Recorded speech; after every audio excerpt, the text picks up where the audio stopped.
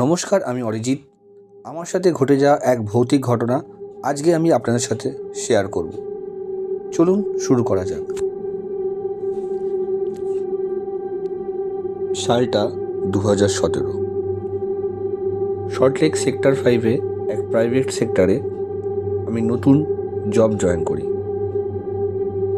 প্রথমে যখন জয়েন করি তখন খুব ভালোই কাটছে দিনগুলো। জয়েন করার ঠিক 3 মাস পর কোম্পানি থেকে আমাকে বাইরে পোস্টিং দেয়। রীতিমতো আমি খুব এক্সাইটেড।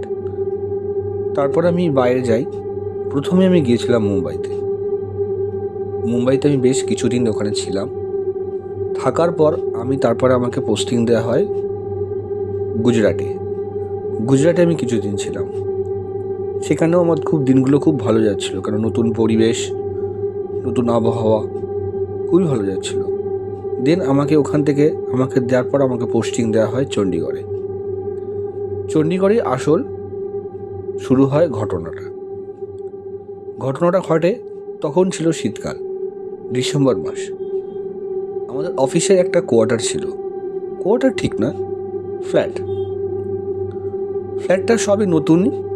আমাদের যে কোম্পানির মালিক তিনি নিয়েছিলেন। ফ্ল্যাটে আমি প্রথম সেখানে প্রবেশ করেছিলাম। জানি না তার আগে সেই ফ্ল্যাটটা পুজো হয়েছিল কি হয়নি, কারণ ফ্ল্যাটটা কিন্তু অনেক পুরনো। রীতিমতো আমি সেখানে সব কিছু নিয়েই আমি ওখানে ছিলাম। এক রাত্রে যখন ছিলাম তখন কিন্তু কোনো কিছু প্রবলেম আমার হয়নি। প্রবলেমটা শুরু হয় সেকেন্ড দিন থেকে। আমার অফিস টাইমিং ছিল সকাল 10টা থেকে সন্ধ্যে 7টা পর্যন্ত। সন্ধ্যে 7টার সময় আমি অফিস থেকে বেরিয়ে চা বিস্কুট খেয়ে তারপর আমি ঘরেতে প্রবেশ করি। রীতিমতো আমি রাতে ডিনার করে শুতে যাই। নতুন জায়গা, তাই একটু গা ছমছমে পরিবেশ লাগতো। কারণ প্রথমে আমি বলে রাখি, বিবরণটা দিয়ে রাখি, ঘরটা হলো 1 BHK, কিন্তু বাইরেটা একটা দালান আছে, সেই দালানটা কিন্তু পুরোটাই ফাঁকা। একদম রাস্তার ধারে বাড়িটা। পাশে একটা হল আছে, হলটা হলো ব্যাঙ্কুয়েট হল, যেটাকে আমরা বাংলাতে বলি যে বিয়ে বাড়ি ভাড়া দেওয়া হয়, এরকম বাড়িটার বিবরণ। আর আমার আশেপাশে কেউ কিন্তু থাকতো না, কারণ আশেপাশে যে হলটা ছিল সেটা হলো বিয়ে বাড়ির হল, আর পাশে বাড়ি ছিল টুকটাক যেরকম থাকে।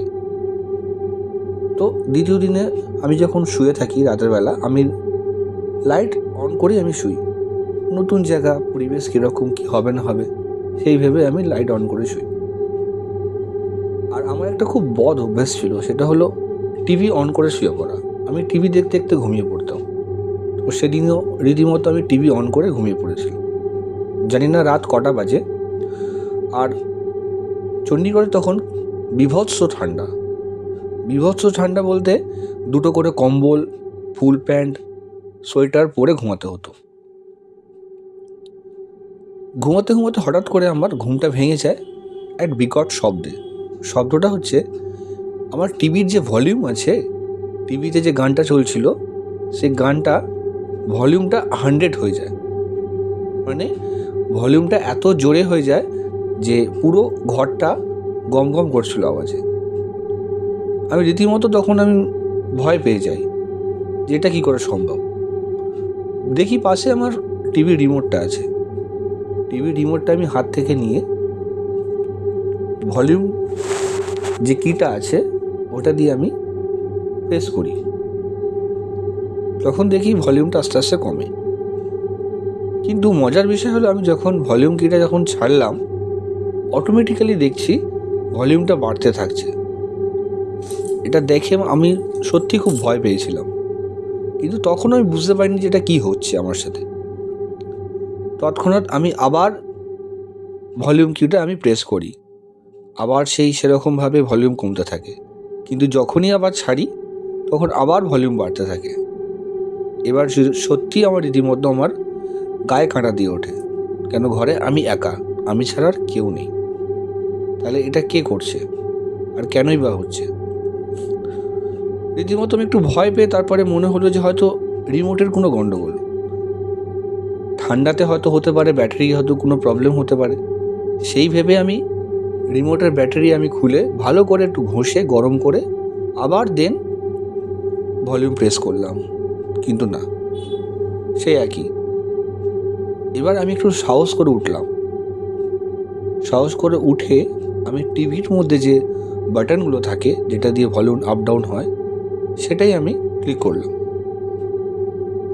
করার পর দেখলাম ঠিক আছে, ভলিউম কমছে। কিন্তু যখনই আমি হাতটা ছাড়লাম তখন দেখলাম আবার সেই ভলিউম বাড়তে থাকলো।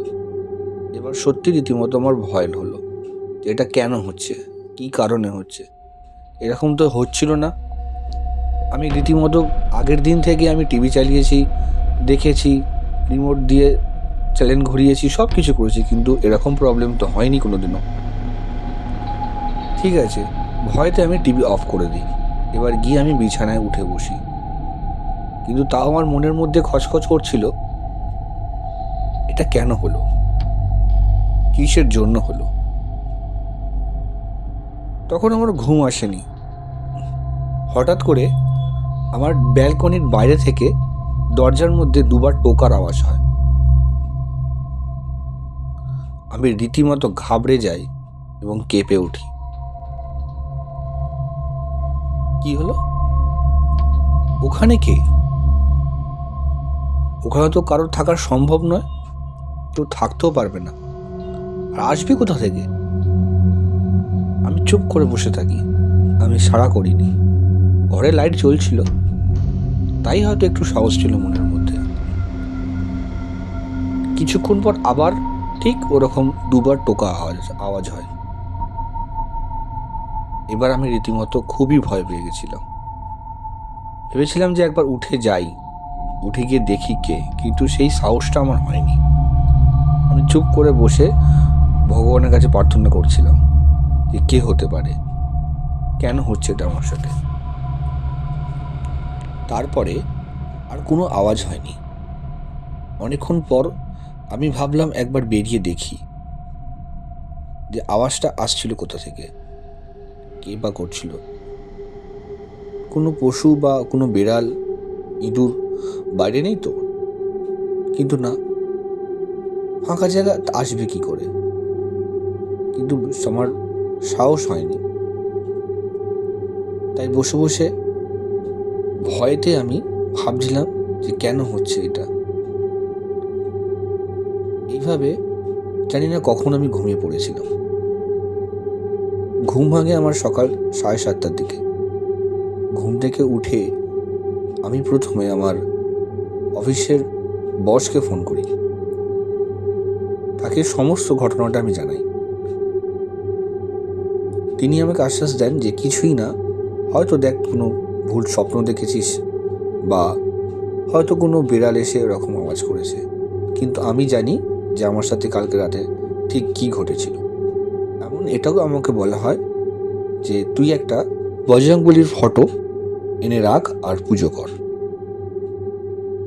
আমি অফিসে যাই, সারা দিনটা আমি অফিসে কাটাই। অফিসের কলিগদের আমি সবাইকে কথাটা বলি, তারাও প্রথমে কিন্তু বিশ্বাস করতে চায়নি। তারপরে সন্ধ্যেবেলা রীতিমতো আমি আবার বাড়ি ফিরে আসি। সেদিনও 7টার সময়, আমি 7:30টার সময় আমি বাড়ি ঢুকে আমি টিফিন করি। টিফিন করে আমি ঘরে বসে টিভি দেখছিলাম। তারপরে বাড়ি থেকে বাবা ফোন করেছিল, বাবার সঙ্গে কথা বললাম।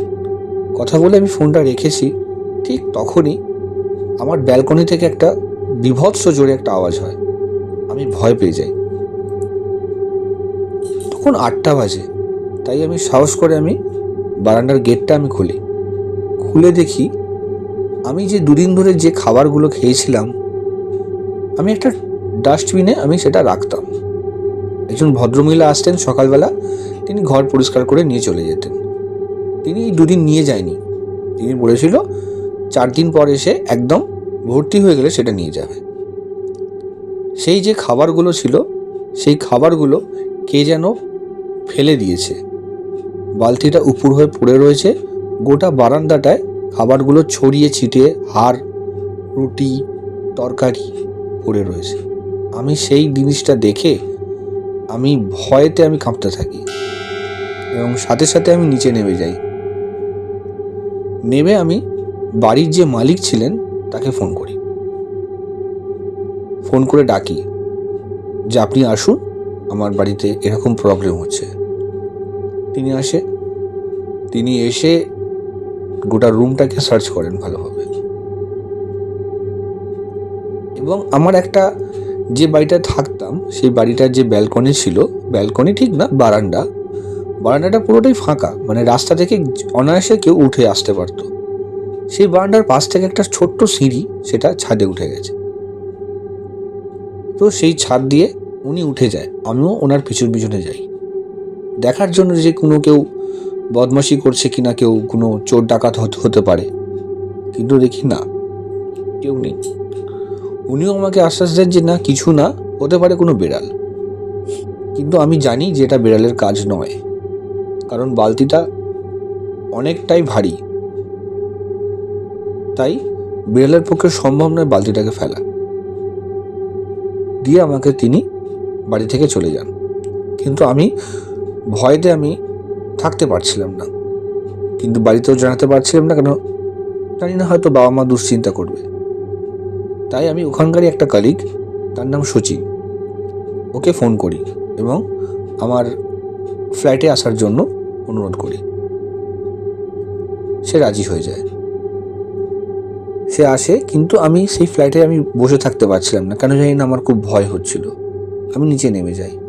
আর চণ্ডীগড়ে ঠান্ডা এরকম ঠান্ডা যে ওখানে এত কুয়াশা পড়ে, সামনে কাউকে দেখা যায় না রাস্তায় গেলে। তো ও আসে, ওর সাথে দেখা হয়, ওকে আমি আমার রুমে নিয়ে আসি। আবার নিয়ে এসে ও সেই রুমটাকে ভালোভাবে দেখে, দেখে বলে, না স্যার, কোনো প্রবলেম নেই, আপনি থাকুন, যদিও কিছু থেকে থাকে কিছু হবে না। এবং আমি সচিনকে অনুরোধ করি আমার সাথে থাকার জন্য, কিন্তু সে রাজি হয় না, কারণ সে একটা হোস্টেলে থাকে। হোস্টেলে তাদের সেদিনকে একটা ছোটোখাটো পিকনিক চলছিল। সে বলে, না স্যার, কিছু হবে না, আপনি থাকুন, যদি কিছু ভয় বা যদি আপনি ভয় পান তো আমাকে ফোন করবেন, আমি চলে আসবো। আর যাওয়ার সময় সে তার মানিব্যাগ থেকে একটা ভগবানের ছবি আমার বিছানার নিচে রেখে দেয়, চলে যায় সে তারপরে। কিন্তু আমি ভাবতে থাকি আবার কি না কি হতে পারে। এই ভাবতে ভাবতে আমি বিছানায় গিয়ে বসি আর টিভি দেখছিলাম। আমি ঠিক করি যে আজও আমি টিভি চালিয়ে শোবো। রীতিমতো আমি টিভি চালিয়ে শুয়ে পড়েছিলাম, ঘুম আসছিল না। আমি ভাবতে থাকি কখন আবার না কিছু হয়। আমি বসে আছি, টিভি দেখছি। হঠাৎ, জানি না তখন কটা বাজে, হঠাৎ আবার সেম দুবার টোকার আওয়াজ হলো বারান্দার ওই দরজা থেকে। আমি আবার নড়ে চড়ে বসলাম। কি হলো এটা? আমি খুব ভয় পেয়ে গেছিলাম, কেন হচ্ছে আমার সাথে এরকম, কে বা আছে বারান্দার ওপারে। বসে বসে আমি ভাবছি, তখন হঠাৎ আমার মনে হলো যে সকালবেলা আমাকে আমার স্যার বলেছিল যে হনুমান চল্লিশা পড়তে আর একটা হনুমানজির মূর্তি ঘরে আনতে। তৎক্ষণাৎ আমি ফোন বের করি এবং ফোনের মধ্যে হনুমান চল্লিশা গুগল থেকে ডাউনলোড করি। তারপরে আমি পড়তে থাকি, খুব জোরে জোরে পড়ছিলাম হনুমান চল্লিশা। কিন্তু না, ঠিক 10 থেকে 15 মিনিট পর আবার ওরকম দুবার টোকা আওয়াজ পাই। আমি আবারও পড়তে থাকি হনুমান চল্লিশা। আমি রীতিমতো ভয়ে ঘামছিলাম, এত ঠান্ডাতেও আমি ঘামছিলাম। হ্যাঁ, আমি ঘামছিলাম। আমি ঘুম আসছিল না, কি করবো আমি বুঝতে পারছিলাম না। চুপচাপ বসে আমি শুধু ভাবছি কে থাকতে পারে ওপারে, আর কেনই বা আসছে না। এই ভেবে আমি হঠাৎ সিদ্ধান্ত নিই, যা হবার হবে, আমি গিয়ে দেখবই কে আছে। আমি আস্তে আস্তে উঠি আর গিয়ে সামনের জানলাটা, বারান্দার জানলাটা আস্তে করে খুলি, আর বারান্দাতে লাইট জ্বলছিল।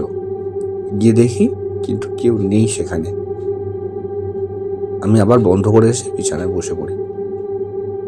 জানি না হঠাৎ কখন আমার ঘুম এসে গিয়েছিল, আমি ঘুমাচ্ছিলাম।